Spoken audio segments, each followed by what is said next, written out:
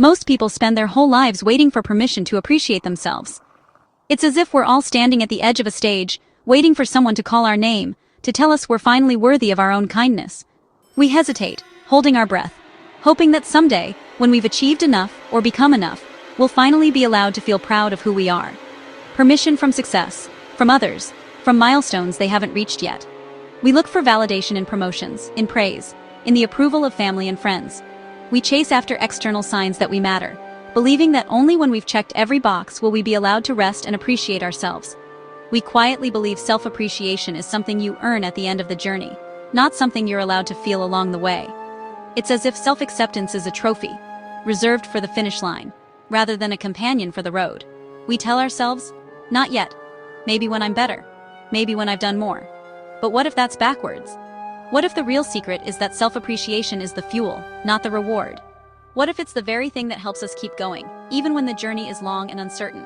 But psychology tells us something surprising. People who learn to appreciate themselves while they are still growing don't become complacent. They become stronger, calmer, and more resilient. They're not stuck in place. They're better equipped to move forward because they're not weighed down by self-doubt and shame. The truth is, self-appreciation isn't about ignoring your flaws or pretending you're perfect. It's about recognizing your humanity and giving yourself the same compassion you'd offer a friend. From the inside, the human mind is rarely kind. Our thoughts can be relentless, replaying every mistake, every awkward moment, every time we fell short. We become our own harshest critics, convinced that if we're hard enough on ourselves, we'll finally improve. It remembers mistakes more clearly than successes, and failures more loudly than effort. The mind clings to what went wrong, replaying it over and over, as if by sheer force of worry we can undo the past. This isn't because you're doing something wrong, it's how the brain evolved. Our minds are wired to notice danger, to remember pain, to scan for threats. It's a survival mechanism, not a personal failing.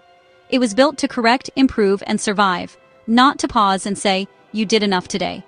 The brain's job is to keep you safe, not to make you feel good. But that doesn't mean you have to listen to every critical thought it offers. So when you try to appreciate yourself, it can feel awkward, even rebellious. You're going against the grain of your own biology, challenging the old patterns that kept your ancestors alive. That's why appreciating yourself feels unnatural at first. It's not just a new habit, it's a new way of relating to your own mind. You're pushing against a system that constantly scans for flaws. You're choosing to see the good, even when your brain is shouting about the bad. When you appreciate yourself, you're not lying to your brain, you're balancing it. You're adding a counterweight to the negativity, reminding yourself that you are more than your mistakes. You're giving yourself permission to be both a work in progress and worthy of kindness. True self-appreciation is not arrogance or ego. It's awareness. It's the quiet recognition that you are trying, that you are learning, that you are showing up for your own life. It's recognizing the invisible work you do every day, the emotions you manage, the disappointments you carry, the responsibilities you handle, the silent battles you fight that no one else sees. The way you keep showing up even when motivation is low. The way you get out of bed on hard days. The way you keep promises to yourself, even when no one is watching. No one else sees this inner labor, yet it takes energy, patience, and strength. It's the foundation of every outward achievement, and it deserves to be honored. Self-appreciation is the act of finally seeing yourself, not just your results, but your effort, your intention, your heart. Appreciating yourself means finally acknowledging that effort, instead of dismissing it, because it doesn't look impressive from the outside. It means valuing the small wins, the quiet progress, the moments when you chose to keep going. It means letting go of the idea that only dramatic success is worthy of celebration. People who constantly criticize themselves don't actually improve faster. In fact, research shows that self-criticism often leads to anxiety, procrastination, and burnout. In fact, harsh self-judgment keeps the nervous system in a threat state. When you're always on edge, always bracing for failure, it's hard to learn, to grow, or to take risks. When the mind feels attacked, even by itself, it becomes defensive, anxious, or avoidant. You start to shrink away from challenges, afraid of confirming your worst fears about yourself.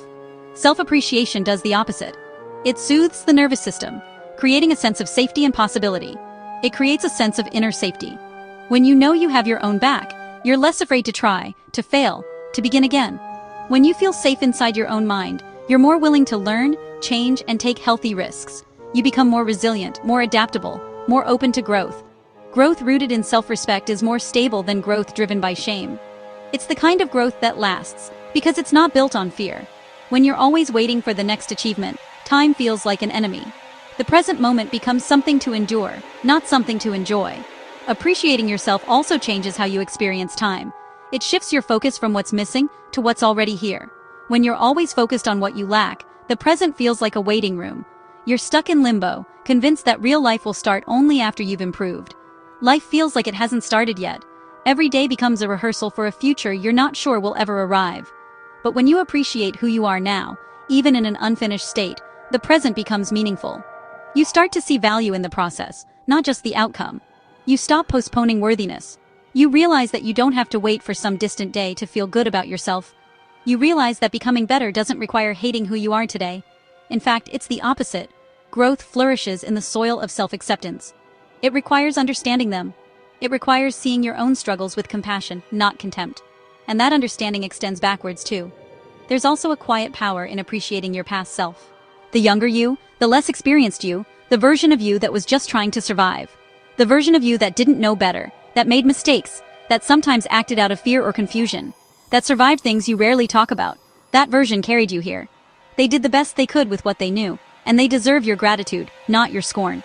When you appreciate that earlier self instead of judging them, something softens, the harshness fades, and you make peace with your own story. Regret turns into understanding. You see the lessons, not just the losses. Shame turns into context. You realize that your past self was doing the best they could, and that's enough. You don't erase the past, you integrate it. You let it inform you, not define you. And in that integration, you find a new kind of strength, a wholeness that can't be shaken by comparison or regret. In a world built on comparison, appreciating yourself is almost an act of rebellion. It's a refusal to play the endless game of measuring up, of chasing someone else's definition of success. Everywhere you look, you're told to measure yourself against someone else's achievements, body, lifestyle, or timeline. Social media amplifies this, making it seem like everyone else is ahead, happier, more accomplished. But appreciation shifts the question from, how do I rank, to, what have I lived? It invites you to see your life as a unique journey, not a race. Your life is not a competition, it's an experience. The value is in the living, not the comparing. When you appreciate yourself, you stop treating your journey like it's behind schedule. You let go of the pressure to catch up, and you start to trust your own timing. You recognize that growth is not linear, and neither is being human. There are seasons of progress and seasons of rest, and both are necessary. You learn to savor the pauses, the quiet moments, the spaces in between. Self-appreciation also deepens gratitude for life itself. When you stop waiting for perfection, you start noticing the beauty in the ordinary. When you acknowledge your own effort and presence, you start noticing the small, ordinary moments,